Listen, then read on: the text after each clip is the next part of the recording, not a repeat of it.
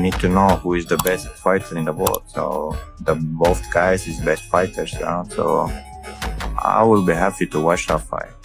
How do you feel like that goes down? Like what? I know you're training non-stop. You haven't stopped. I'm just going there, take him down, and just TKO him with my elbows and stop that fight. First round, second round? First round. Nice. After winning the middleweight championship, Khamzat has urged his desire to see a fight between Arman Tsarukyan and Ilia Topuria in 2025. Khamzat shares his thoughts on a potential fight between Ilia Topuria and Arman Tsarukyan. He hopes that the matchup should happen this year, calling it a great fight for both men. Khamzat explains that fans need to see who is truly the best in the world, pointing to Arman's strong wrestling and Ilia's sharp striking. As friends with both fighters, he adds that he would be excited to watch them test each other inside the octagon. We know you're kind of friends with Ilia too, and you know you're friends with Arman. Do you see them fighting this year? I hope so. It's a good fight for the both guys. So fighting is, we need to know who is the best fighter in the world. So both guys is best fighters, so I will be happy to watch that fight. Yeah, it's a crazy fight. Arman is good moves. He has a good kick, good wrestling, and the other guy has a good jiu-jitsu, a good puncher, so it would be cool to watch that fight. On the other hand, Paddy Pimblett told Arman Tsarukyan in his latest UFC 319 reaction video, claiming Arman was just chasing attention after Khamzat Chimaev's title win. He joked that Arman was doing everything possible to stay on camera, suggesting his callouts were more about visibility than real opportunity. I knew, there's no other way to say it, lad. Khamzat's won that fight. That's at least 50-44, 50-43. That was a one-sided beatdown. Arman doing his best to get as much screen time as he can while his mate wins the belt. Closest that two will come to touching it. However, Arman Tsarukyan opens up about his close bond with Khamzat Chimaev. He says their friendship has grown over the past year as they train and push each other daily. Arman explains that they help one another both inside and outside the gym, and he wants nothing more than to see Khamzat become champion. He adds that Khamzat deserves it not only for his hard work and talent, but also because he's a genuinely good person. When did the relationship with you and Khamzat become so unique? You guys are like brothers. I saw you every sparring you stay, every morning session you're there, you're helping him. When did the relationship with you and him become so close? I think it's already 1 year, like when we became a good friends and help each other. So whatever I need, he helped me. Whatever he needs, I help him. I want to see him champion, and I'm so excited and can't wait because I know how hard he's been working for that, and he really deserved it because he's not just good fighter, he's a good person. Meanwhile, Paddy Pimblett also took aim at several names in the lightweight division. He mocked Arman Tsarukyan for putting money on the table to secure a fight, saying it made him look desperate. Paddy then turned his attention to Ilia Topuria, admitting that rankings might not favor him yet, but insisting it was still the matchup he wanted. He also criticized Dan Hooker, saying his recent remarks cost him respect and brushing him off in blunt fashion. All I kept getting asked this weekend was who are you fighting, when are you fighting Ilia, when are you fighting Ilia? I have no idea. Hopefully it is going to be me versus the Chirizo next, and I think that's what all the Americans want, because every American I bump into keeps saying when are you going to smash that sausage's head in. I'm hoping that gets sorted, but I understand that I am at rank 9 or something, so other people probably are more deserving, but Posh Boy definitely isn't. Little rich boy Arman, showing how desperate he is, offering him £1 million to fight him. Spoiled rich baby, trying to pay the way out of things. That's why he quit when he was making weight in a bath like a little bitch. Arman's irrelevant, no one cares about him. As I always say, I've got nothing but respect for Justin, but I keep seeing in interviews him saying he doesn't want to fight me. I think the only fighter makes me and Ilia. Seen Dan Hooker talking shit the other day as well. I used to like Dan Hooker, now you can eat shit. On the other hand, Arman Tsarukyan continues his push for a title shot by highlighting differences between his striking and Ilia Topuria's. He claimed Ilia leaned too much in boxing combinations, while he had a broader toolkit that included kicks, elbows, and knees. Confident in his all-around game, Arman said the championship was already within his grasp and promised to show the division why he was on another level. They gotta give me this fight because I'm the next and the next UFC champion. It's my belt. Everybody talks about Ilia striking. Everybody says that Ilia is something they've never seen before. But I feel you're the same way. You have striking, you have ground game, you have wrestling, you have kicking. You have everything it takes to out-counter everything Ilia throws at you. Do you think Ilia is as special as everybody says he is? He has just one special thing. It's a boxing. That's all. It's not boxing. It's MMA. And even the striking, I'm better than him for sure, because my kicks, my elbows, my knees work all those, and he does just good boxing.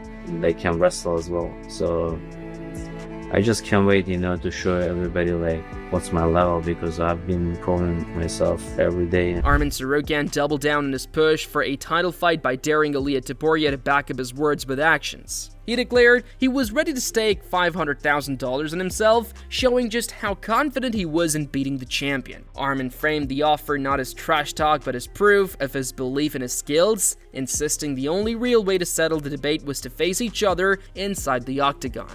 So no big bets from your own pockets? No, I can put the bets. I can put like a $500,000 if he beat me.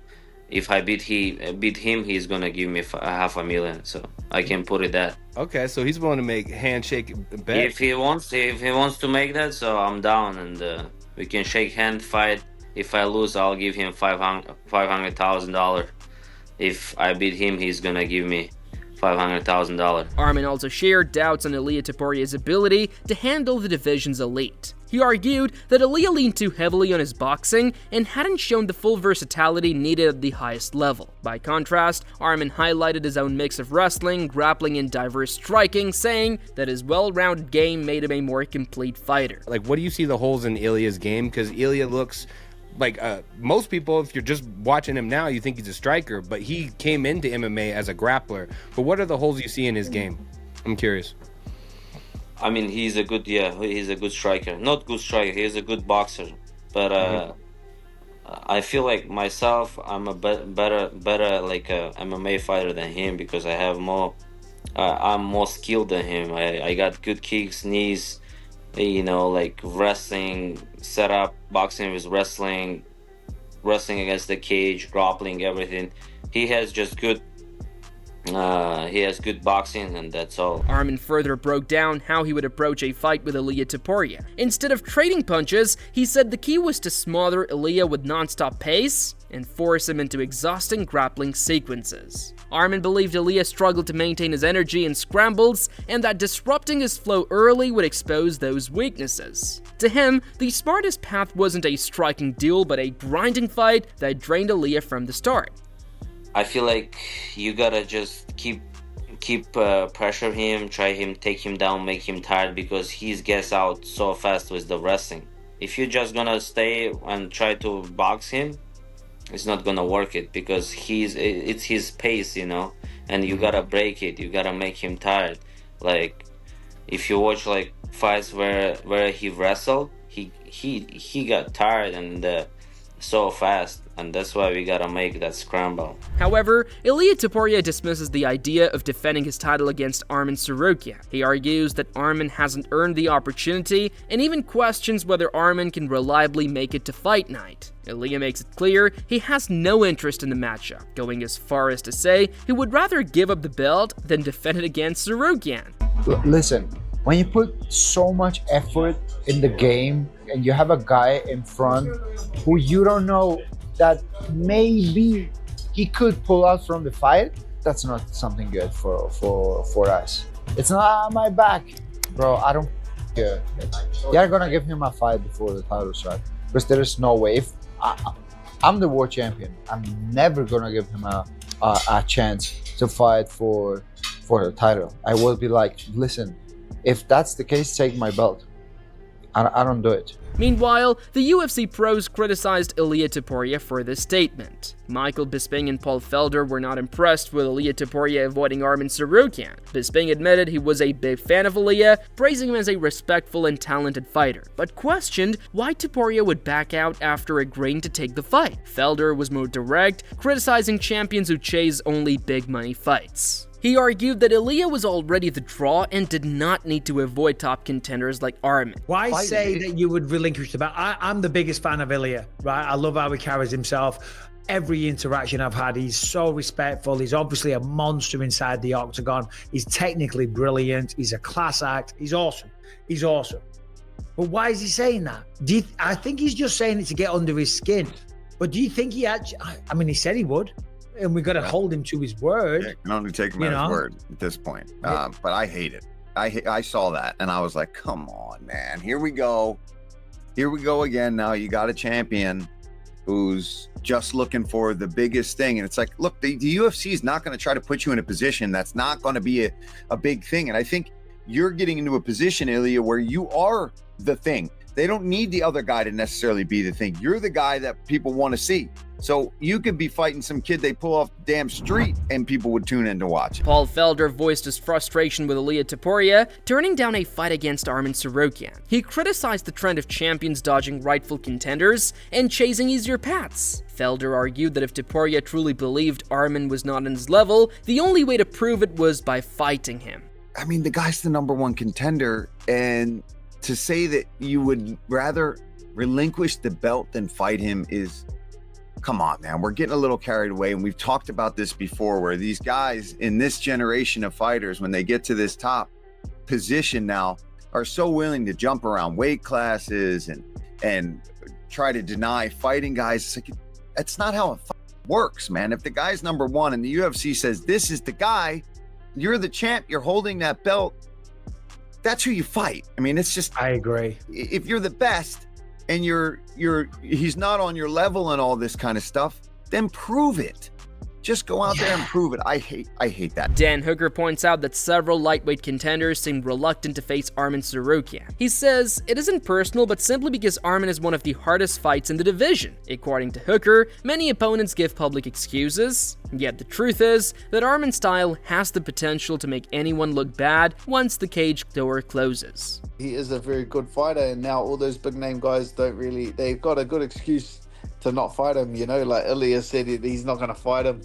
The UFC says that he needs one more. That's always the fight I want, and not because he's a prick and I hate him, but because I genuinely think that he's the hardest fight, and all those big name guys have like an excuse to not fight him, because I think he is the best at winning fights. Like, he's not necessarily the most dangerous fighter. Like, Oliver is very dangerous, Gage is very dangerous. I think he's the best at winning fights, and so a lot of these guys have a justifiable reason to avoid fighting him. Dan Hooker also weighs in on the possibility of Ilia Topuria facing Paddy Pimblett. He admits it may not be the most competitive fight, but says the business side makes perfect sense. In his view, taking on Paddy offers Ilia less danger and a bigger payday compared to difficult contenders like Arman Tsarukyan or Justin Gaethje. Hooker adds that if Ilia is thinking strategically, he will go after the matchup that brings maximum reward with minimum risk. The funny thing is they might actually do Paddy, which is like an absolute piss take, where he fights Chandler and then gets the title shot. Is like an absolute piss take. But who cares at the end of the day? Like, he's not going to hold the belt for very long. Like, and also, if you're in Ilia's shoes, like, logically he should be fighting Arman, but he's not going to, because Arman's a really tough fighter. And if I'm sitting there with the title and I'm getting pay-per-view points and I have to fight Arman Tsarukyan, Justin Gaethje, or Paddy Pimblett, well, I would take the hardest guy. But if you're smart, all right.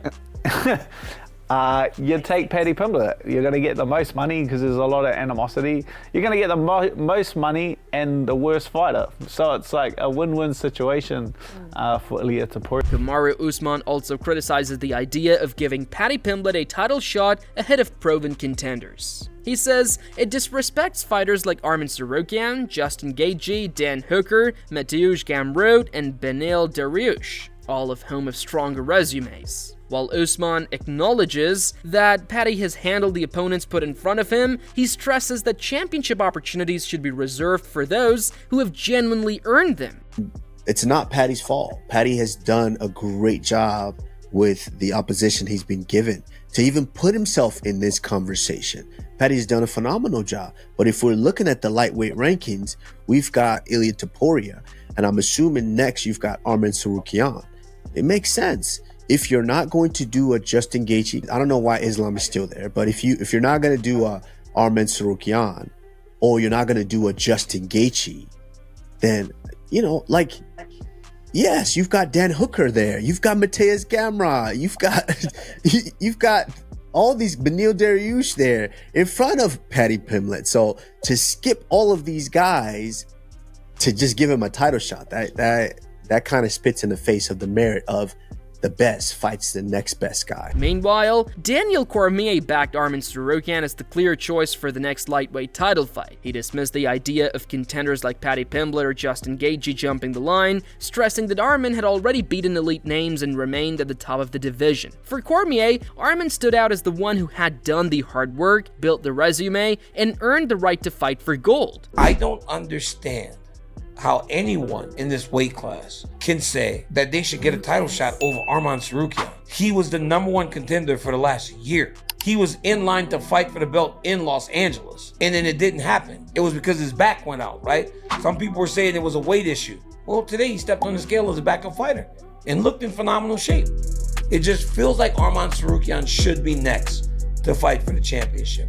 However, Michael Chandler pushes back on the idea that Ilia Topuria could lose to Paddy Pimblett or Arman Tsarukyan. He praises Ilia as one of the most complete fighters in the game, pointing to his sharp fundamentals and ability to keep things simple but effective. Chandler admires Ilia's composure and timing, saying his patience in picking shots makes him dangerous. He predicts that Topuria's skill set will keep him unbeaten for a long time. Does Ilia impress you? Yes. He might be the most impressive mixed martial artist on the entire planet right now by far. I love that Ilia Topuria is winning titles and dominating people by being brilliant with the basics. A good jab, a hard overhand right, followed by a left hook, couple leg kicks here and there, good distance, and most importantly, patience, being comfortable in the octagon and knowing exactly when to throw the punches, know when to throw the combinations. He's impressive, man, and I don't see him losing. On the contrary, Javier Mendez named Arman Tsarukyan as the lightweight who could truly test Ilia Topuria. He said Arman's blend of striking and non-stop grappling pressure would force Ilia into uncomfortable territory. Although Mendez praised Ilia's improvements, including his defensive work against Charles Oliveira, he argued that Arman's pace and wrestling-heavy style could expose problems no one else has managed to bring out yet. Arman Tsarukyan would be the one that, in my opinion, might give him the most problems because Arman's not going to stand with him. Arman's going to make it a grappling war. So it's going to be a war of nutrition. Can Ilia survive the continuous ground attack that Arman's going to put on him? And that would be the test. Can he do that? I don't know. Maybe he can. I mean, look what he did to Charles. Charles came in for the takedown. He freaking switched it on him midair. That was very impressive, man. Similarly, Demetrius Johnson gave his take on how Ilia Topuria would approach a fight with Arman Tsarukyan. He said Ilia was unlikely to risk extended grappling exchanges and would instead rely on his striking to end the fight quick. Johnson felt Ilia's mindset was built around making statements with highlight finishes rather than proving himself in every area, predicting he would chase another knockout to keep momentum on his side. I don't think he's just going to risk going into where Arman's good just to prove a point. No, I think he's gonna knock Arman out. I don't think he cares to wrestle with anybody. I think he's gonna get himself to the right spot and try to knock everybody out. Din Thomas also feels Arman Tsarukyan as the toughest test waiting for Ilia Topuria. He highlights Arman's skill in controlling distance and mixing in sharp takedowns, which makes him a far bigger challenge than someone like Paddy Pimblett. Din admits Ilia probably runs through Paddy on the ground, but with Paddy's massive fan base and their heated rivalry, he expects that fight could happen before Arman gets his chance. Who is the most likely to get the title shot? I think Paddy is still most likely to get it right now. He's just gonna have to be fair with the number. Yeah, he's gonna have to be. Who's best suited to be the most competitive with Topuria out of those? Arman. Gaethje, Paddy, or Arman? Arman. That's what I thought too. So this is all we have from today's video, and hopefully you've enjoyed it. Share your thoughts about this matchup in the comment section, and subscribe to our channel to get more updates about the UFC encounters.